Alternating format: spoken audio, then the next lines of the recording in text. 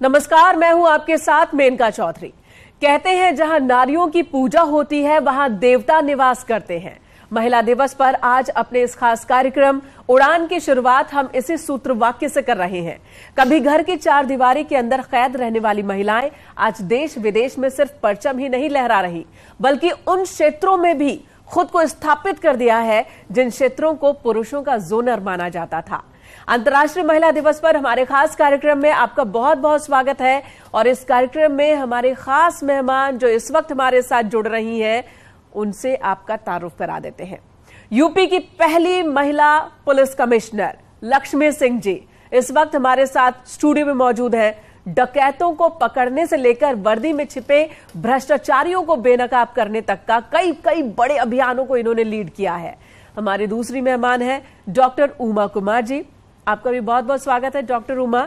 आप नई दिल्ली एम्स में रूमेटोलॉजी विभाग के संस्थापक हैं। ये भी वो फील्ड है, गठिया का रोग, जिसके रोगी तो बहुत है भारत में, लेकिन इस विभाग में काम करने वाली महिलाओं की बहुत कमी है।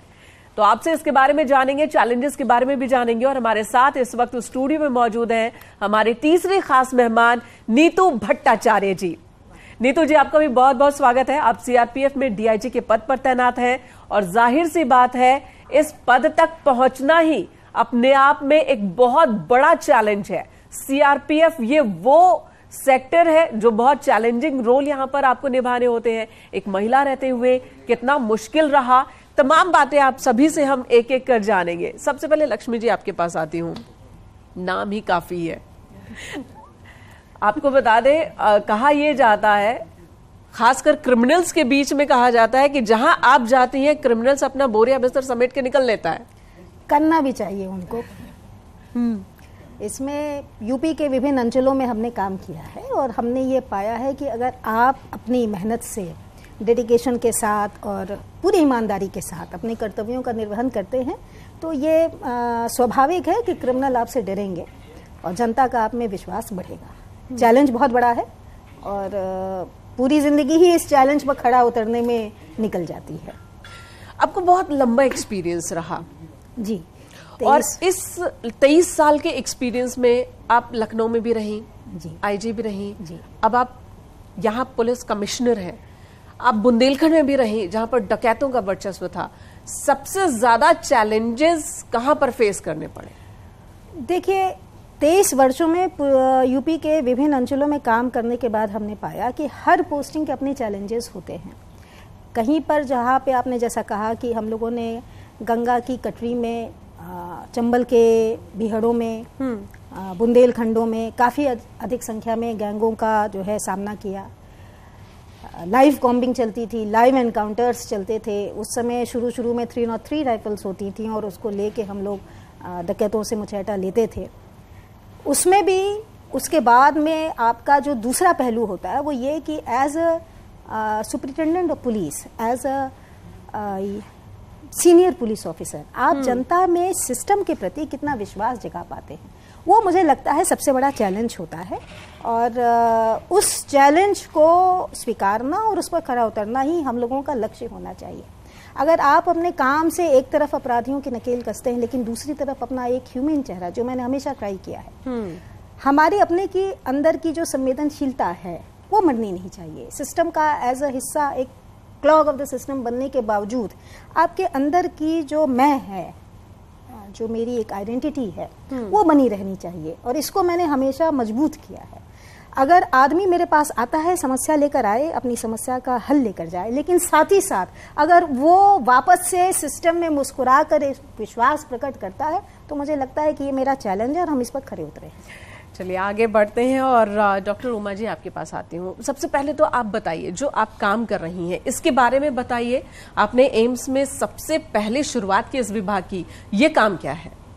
देखिए, रूमेटोलॉजी विभाग के बारे में बहुत सारे लोगों को नहीं पता होता। हम इसको कह देते हैं गठिया रोग विभाग, जहाँ पर जो जोड़ों से संबंधित समस्याएं हैं या जोड़ों के आसपास के जो स्ट्रक्चर्स होते हैं, मांसपेशियां होती हैं, बहुत सारी ऑटो इम्यून बीमारियां होती हैं जिनका नाम सुना होगा, रूमेटॉइड आर्थराइटिस, ल्यूपस, और कहना चाहिए 200 से ज़्यादा प्रकार की बीमारियां होती हैं। लोगों में ये मिसकंसेप्शन होना कि अगर आपको जोड़ों की समस्या है तो आप हड्डी के डॉक्टर के पास चले जाएं, ऑर्थोपेडिक्स के पास चले जाएं, लेकिन जो ये बीमारियां होती हैं इनका इलाज दवाइयों द्वारा होता है, ना कि सर्जरी द्वारा।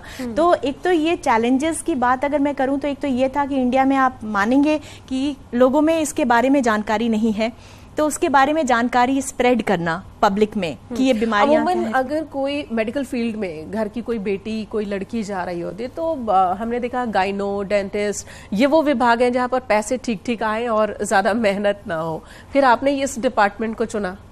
देखिए, मैं शुरू से अभी बात जैसे हो रही थी कि मैं पहले तो आईपीएस ऑफिसर बनना चाहती थी, फिर कुछ ऐसा हुआ बाय डेस्टिनी कि मैं मेडिकल की तरफ ड्रिफ्ट हो गई, तो वहाँ पे फिर कार्डियोथोरेसिक सर्जन बनना चाहती थी। लेकिन जो आपने कहा कि लड़कियों को हमेशा ये माना जाता है कि वो महिलाओं की बीमारियों से संबंधित यानी गायनी ऑप्स डिपार्टमेंट में जाएंगी या बच्चों की डॉक्टर हैं, तो फिर मेडिसिन मैंने जब लिया तब भी लोगों ने कहा कि आप मेडिसिन भले कर लो लेकिन आपको माना वही जाएगा कि ladies will come to you. But हिम्मत करके मेडिसिन ऑप्ट किया और आज आप देखें कि हम एम्स में डिपार्टमेंट बनाने में कामयाब हुए और एम्स में मेरा 25 साल से ज़्यादा का सफ़र रहा है, जहाँ मैं एक रेजिडेंट डॉक्टर की तरह आई थी, फैकल्टी बनी और फैकल्टी से इस मुकाम तक पहुँची और ये डिपार्टमेंट एम्स में 2015 में बना।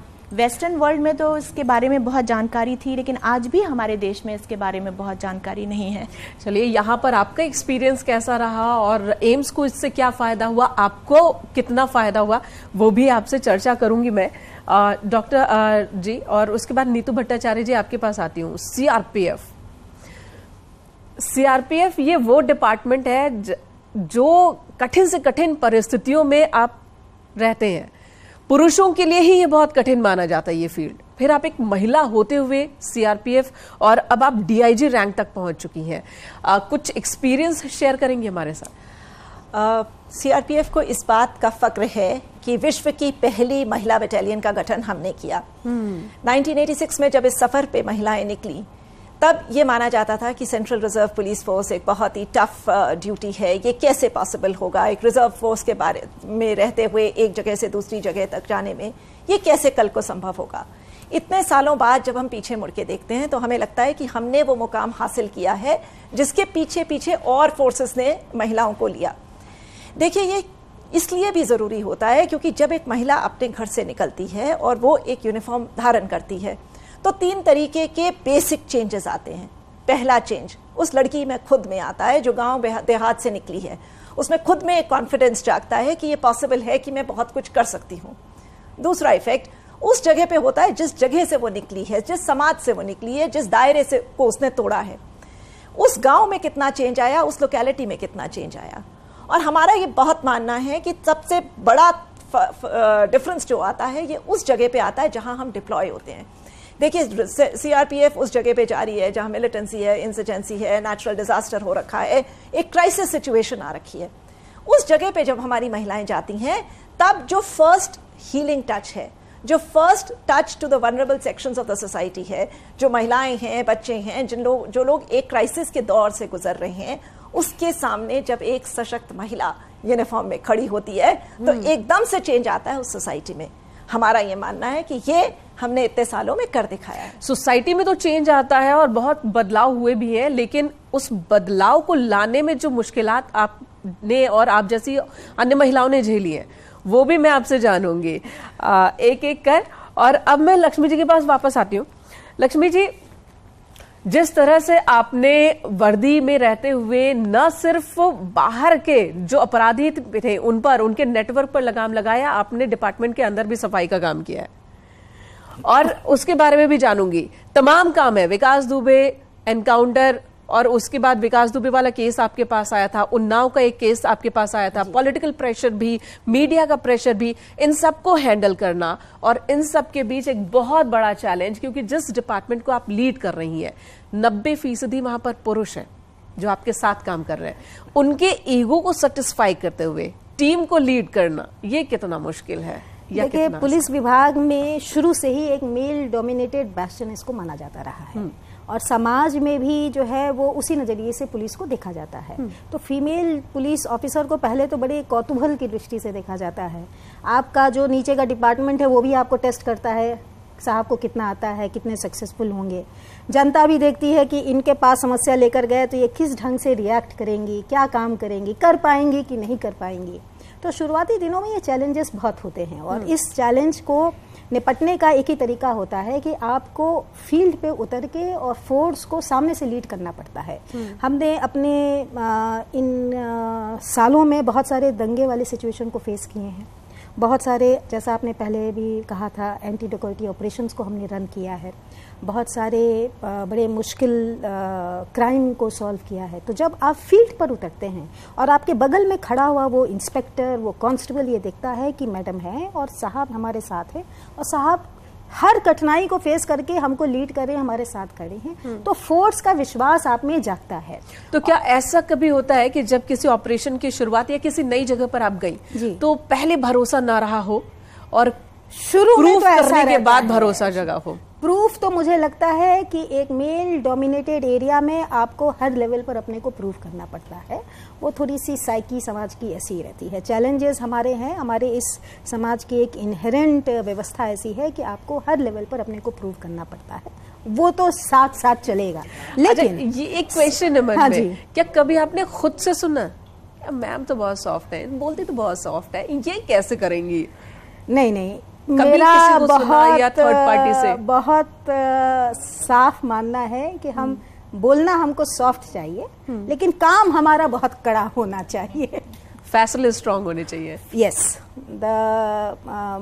वचन बहुत मीठे हो लेकिन जो कर्म है वो बहुत कठोर होना चाहिए, बहुत फाइनल होना चाहिए और बहुत सार्थक होना चाहिए। तो ये हमने बहुत बार सुना। हमारे जैसे हम लोग जनता दर्शन के लिए जाते थे, मित्र पुलिस के शुरुआती दिनों से हमने बहुत सारे अभियान चलाए थे, कम्युनिटी आउटरीच के प्रोग्राम किए थे। जब यूपी में कोई इन बारे में बात भी नहीं करता था तब हमने ये प्रोग्राम चलाए थे और उसमें हमने ये देखा था कि शुरू में जनता को यही लगता था कि बहुत धीरे बोल रही हैं और साथ में डॉक्टरों की फौज लाई है, मेडिकल कैंप लग रहे हैं, हम जमीन के मसले वहाँ तो हम अपने हिसाब से तो सभी ग्रामीणों को लगता था कि मैडम बहुत सॉफ्ट हैं और अभी आई हैं, चली जाएंगी। लेकिन जब मैडम 2 दिन के बाद आके वहाँ पे ऑपरेशन रन करती थी तो देन दे रियलाइज कि नहीं, साहब को काम आता है एंड साहब काम कर लेंगे। एक लेवल के बाद तो फिर आपका ये काम चलता रहता है, आसान हो जाता थोड़ा।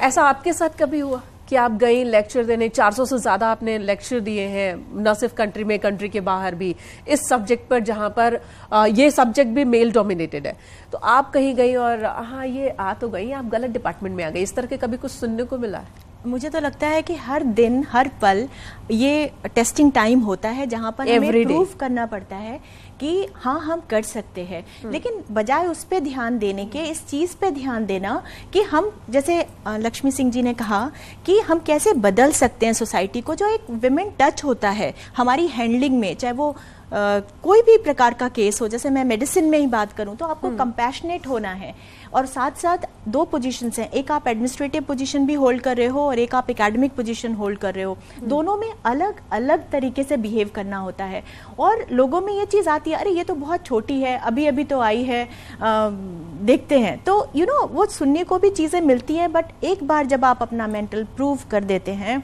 तो आपके सामने तो भी कोई नहीं कहता और पीछे से भी एक मैसेज अक्रॉस द कॉरिडोर चला जाता है कि नहीं, she is very disciplined, she is very to the point, आप इनसे पंगे नहीं लोगे। मतलब कोई आपको अननेसेसरीली फिर उसके बाद तंग नहीं करेगा। एक लेवल के बाद ये सवाल धूमिल हो जाते हैं। yes, ये सवाल वैनिश हो जाते हैं। एब्सोल्युटली।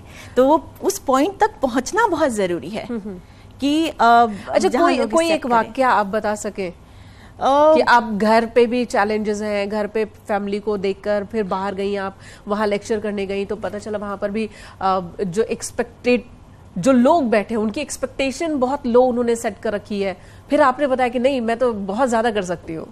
नहीं, अब्रॉड तो मैं नहीं मानती कि इन चीज़ों पे कोई पीछे से करता हो, शक अलग बात है, लेकिन सामने मुझे इस तरह का सामना नहीं करना पड़ा।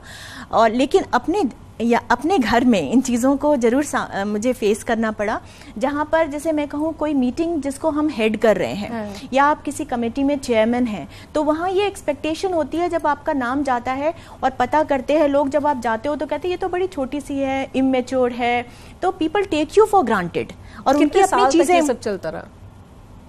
मैं तो कहूँगी आज भी कभी कभी जब आप जाते हैं और उस पोजीशन पे होते हैं, आपके सामने बहुत ही एक्सपीरियंस्ड ओल्ड इंडिविजुअल्स बैठे होते हैं, मेल्स होते हैं, तो उनकी जो एक्सेप्टेंस है ना धीरे धीरे करके आ जाती है। फिर वो जैसे मैंने कहा कि ये मैसेज चला जाता है कि भाई ये ऐसा नहीं है, लेकिन शुरू में ये होता है कोई अपने में बात कर रहा है, कोई आपको बहुत सीरियसली नहीं रह रहा, there you have to show what you are, you really have to be very very tough. वहाँ पे ये भूल जाना है कि आप एक वुमन हो, वो एक मैन है। You have to carry yourself like a woman in a man way, I would say this. It's very difficult कि आपको वुमेन रहना है, लेकिन मैन वर्ल्ड में उनकी तरह बिहेव करना है। नहीं तो मैम आपसे जानना चाहूंगी, मैंने आपको कहीं सुना और वो बात मेरे दिल को भी छू गई कि कठिन परिस्थितियों में, और न सिर्फ कठिन बल्कि खतरनाक परिस्थितियों में आप अपनी फैमिली के साथ रह रहे, बच्चे जा रहे हैं स्कूल, उसी रास्ते से जाना आना, और वाकई एक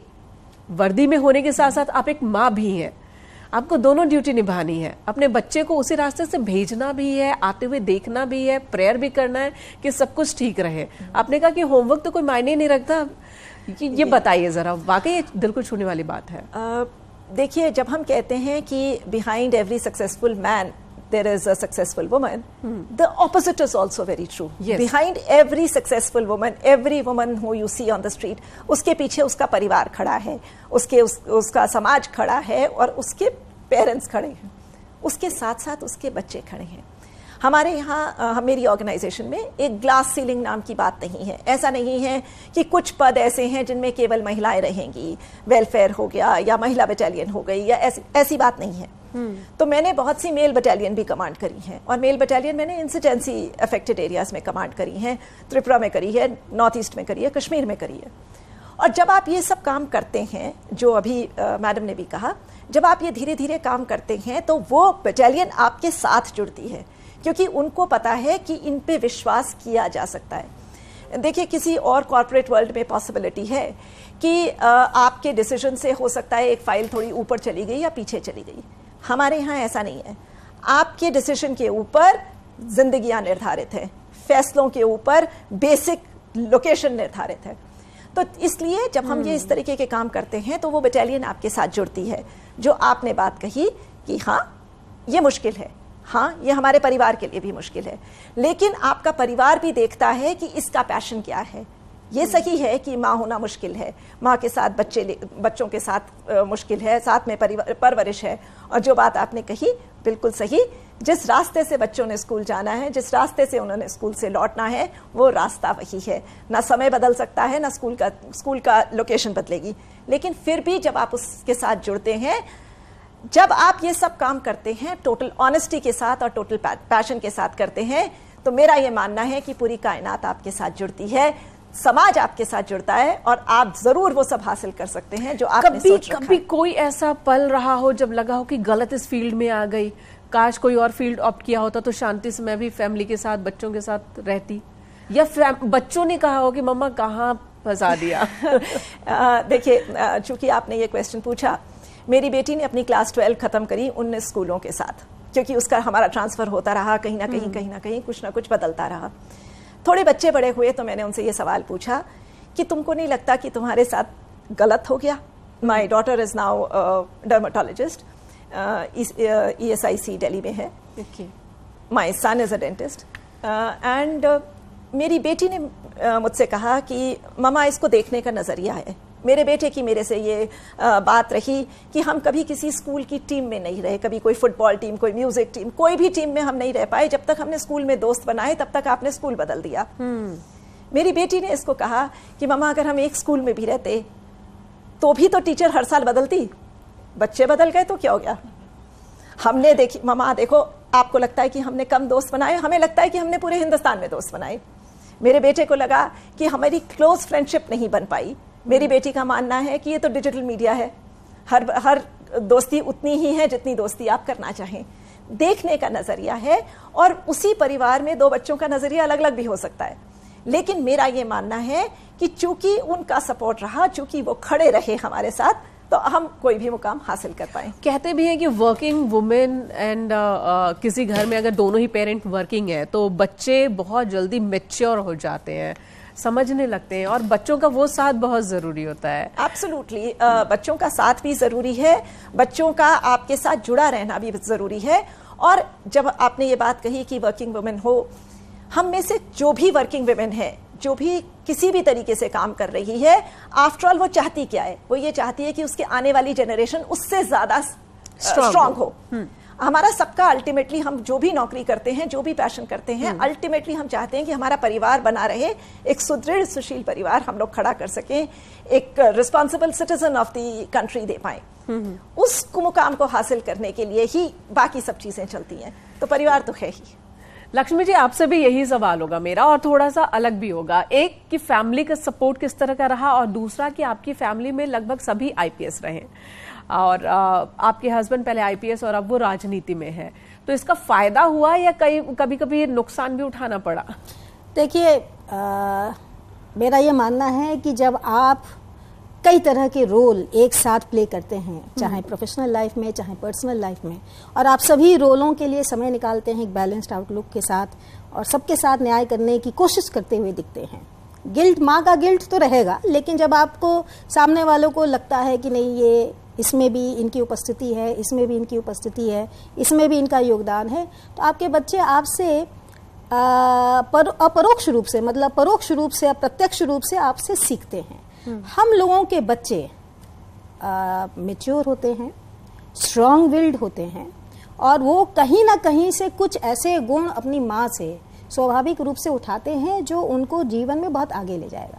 मेरी बच्ची जब केजी से थी, ये मैं जानना चाहूंगी, बच्चे का स्पोर्ट्स डे है, बच्चे का एनुअल फंक्शन डे है, पीटीएम है, कभी ऐसा हुआ जब बच्चे ने कहा कि मम्मा मुझे आप चाहिए और आप ना जा पाई हो? देखिए, मैंने हमेशा कोशिश की है कि मैं हर जगह वहाँ मौजूद रहूं जहाँ मेरे बच्चे को मेरी ज़रूरत है। क्यों? क्योंकि आप जैसे अपने प्रोफेशनल लाइफ में कोई कॉम्प्रोमाइज़ नहीं कर सकते। अगर आपको ये बना के रखना है धैर्य और संयम के साथ कि आपको पर्सनल लाइफ में भी कॉम्प्रोमाइज़ नहीं करना है। हम अपने मी टाइम में कम कर सकते हैं, हम अपने घूमने फिरने के टाइम में कमी कर सकते हैं, लेकिन हम अपने बच्चे की ज़िंदगी में अपनी उपस्थिति कम नहीं कर सकते। मैंने हमेशा कोशिश किया, कोई ना कोई मैनेज किया। अगर ऑफिस 10 बजे से शुरू होता था तो हम उसके पीटीएम में 7 बजे गेट खुलने के समय ही पहुंच जाते थे। टीचर से माफ़ी मांगते तो कहते थे कि मैडम मेरी पहले आप ले लीजिए, जितना आपको बोलना है, हमारी डॉटर राजलक्ष्मी है, उसके बारे में जितना बोलना है आप हमें बता दीजिए, अगली बार कोशिश करेंगे। एंड टचवुड, टीचर्स को बहुत ज़्यादा शिकायत नहीं होती थी।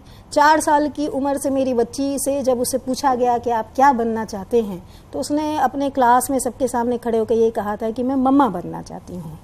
तो ये चीज़ें हैं जो आपको दिल में छू जाती हैं और आपको हिम्मत भी बढ़ाती हैं। आई थिंक ये सबसे बड़ा अवार्ड है, सबसे बड़ा अवार्ड है। There can not be any award bigger than this. इससे बड़ी कोई आपकी उपलब्धि नहीं हो सकती कि आप अपने बच्चे के लिए एक हीरो बन जाएं, और आपका बच्चा चाहे कि हम बड़े हों तो एक अच्छे नागरिक, एक अच्छे जिम्मेदार व्यक्ति बने अपनी मम्मा जैसे।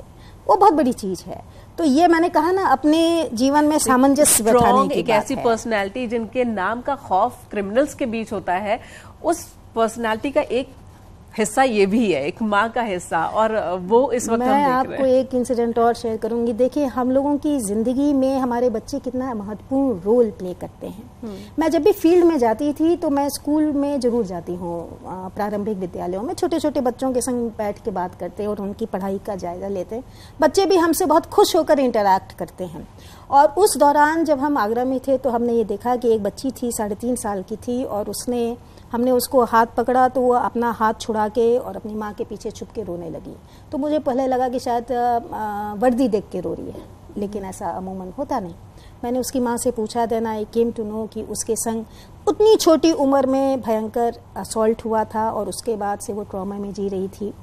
अपने पिता को भी छूने से डरती थी। पिता भी अगर हाथ थाम लें तो रोने लगती थी, उसको नाइटमेयर्स आते थे, वो सो नहीं सकती थी, खाना पीना बंद हो गया था, बोलना बंद हो गया था। उसका इंटरेक्शन केवल हाँ और ना और अपनी माँ के संग होता था। मैं आपको बता रही हूँ, मैं जब वहाँ से लौटी मैंने केस के बारे में पता किया, पुलिस ने बहुत अच्छा काम किया था, पकड़ के जेल भेज दिया था, चार्जशीट डाल दी थी और हमने अपने कर्तव्यों की इतिश्री मान ली थी और समझे थे हम कि हमारा कर्तव्य यहाँ पे ख़त्म हो गया। मैं अपनी उस छोटी बच्ची को, अपनी बच्ची को गोदी में रख कर कई रात लेके बैठी रही और सो नहीं पाई, क्योंकि मुझे लगा कि हम एज ए सोसाइटी क्या बन रहे हैं। आप अपने इर्द गिर्द जब इतनी गंदगी देख कर आते हैं, आपको अपनी बच्ची के लिए बड़ा डर लगता है। मैं सो नहीं पाई। तब हमने क्या कहा कि हमको अपने पुलिस के कर्तव्यों के दायरे से बाहर जाके एज अ सोसाइटी कुछ करना पड़ेगा, कुछ योगदान देना पड़ेगा। तब हमने जो है रेप सर्वाइवर्स की काउंसलिंग के लिए अपराजिता का अभियान चलाया था। उसमें समाज के सुधी लोगों को जोड़ा था। हम उनकी पेरेंट्स की मेडिकल, लीगल, साइकोलॉजिकल काउंसलिंग कराते थे, उनके पेरेंट्स की सोशल काउंसलिंग कराते थे और एज अ रिजल्ट उनमें से बहुत सारों का रिहेबिलिटेशन हुआ। तो आपके बच्चे भी अनजाने में आपको कुछ सिखा देते हैं और आपको अपने कर्तव्य क्षेत्र में नया करने का विचार दे देते हैं। तो it's a give and take. Give and take. Neetu ma'am ये बताइएगा, आप बहुत चैलेंजेस वाली जगहों पे रहे, त्रिपुरा हो गया, जम्मू कश्मीर हो गया, कोई ऐसा ऑपरेशन जहां पर लगा हो कि बीइंग एन वुमेन आपको दिक्कत हुई हो वहां पर, या कोई ऐसा ऑपरेशन जहां पर महिला होने की वजह से थोड़ा फायदा हो गया? देखिए, हर आदमी की ज़िंदगी में कुछ ऐसे समय आते हैं, कोई ऐसे मुकाम आते हैं जो आपके साथ बहुत ज़िंदगी तक चलते हैं। मेरी बहुत कम नौकरी थी, शायद 1-1.5 साल की नौकरी थी, और हमको जाना था बिहार में बाई इलेक्शंस हो रहे थे। उन दिनों बिहार के हालात भी बहुत फ़र्क थे, इतने फ़र्क थे कि रास्ते से जब मैंने अपने पेरेंट्स को फ़ोन किया कि मैं पटना जा रही हूँ और रास्ते में हूँ, तो पहला रिएक्शन यही था कि तुम इसके बाद ट्रेन में नहीं चढ़ेगी। पीसीओ बूथ से किया था, तुम इसी ट्रेन में नहीं चढ़ेगी, तुम यहीं रिजाइन करके घर वापस आएगी। 90s। But what happened over there was कि हम वहाँ गए तो उसके बाद वहाँ ये इलेक्शंस चल रहे थे, बैलेट बॉक्सेस आने थे, गंगा के पार से आने थे, दानापुर करके एक जगह है, वहाँ खड़े थे। उस गांव में मैं पहुंची, उधर से नाव आ रही है जिसमें बैलेट बॉक्सेस आ रहे हैं। धीरे धीरे गाँव वाले पास इकट्ठे होते जा रहे हैं कि कुछ होने वाला है और फोर्स आ गई है। It is the CRPF, so therefore it carries a name with it. एक 6 साल की लड़की आई और पास आकर के धीरे धीरे किसी तरीके से पास आई और आकर के बोलती है, मैं आपको छू के देख लूं, आप असली हैं? देखिए, ऐसी वो मुकाम होते हैं जिसमें आपको लगता है कि आप जिस जगह पे आप पहुंची हैं वहाँ एक रोल मॉडल के रूप में आ सकती हैं। ये पॉसिबल है कि आप एक गांव की लड़की को एक सपना दिखा सकती हैं। इतने सालों बाद जब मैंने पता किया तो वो लड़की, तब तक उसकी शादी हो गई, कहीं और है, वो आज एक स्कूल में टीचर है। लेकिन पॉइंट जो मैं बनाना चाह रही थी वो ये है कि उस जगह में भी इट इज़ पॉसिबल कि कोई आपको देख करके एक सपना ले ले। और अगर इसमें से 10% लोग भी जो इसके साथ जुड़े हैं, और आज इनफैक्ट आज आपके कार्यक्रम का भी यही मकसद है कि कोई 2% लोग भी अगर जुड़ जाते हैं। अंतर्राष्ट्रीय महिला दिवस पर CRPF 9 तारीख को एक मोटरसाइकिल अभियान चला रही है। हम लोग एक मोटरसाइकिल रैली इंडिया गेट से लेंगे जो कि 9 तारीख को चलेगी सुबह 8 बजे और छत्तीसगढ़ जाएगी, दिल्ली से Chhattisgarh, with the message of inclusiveness.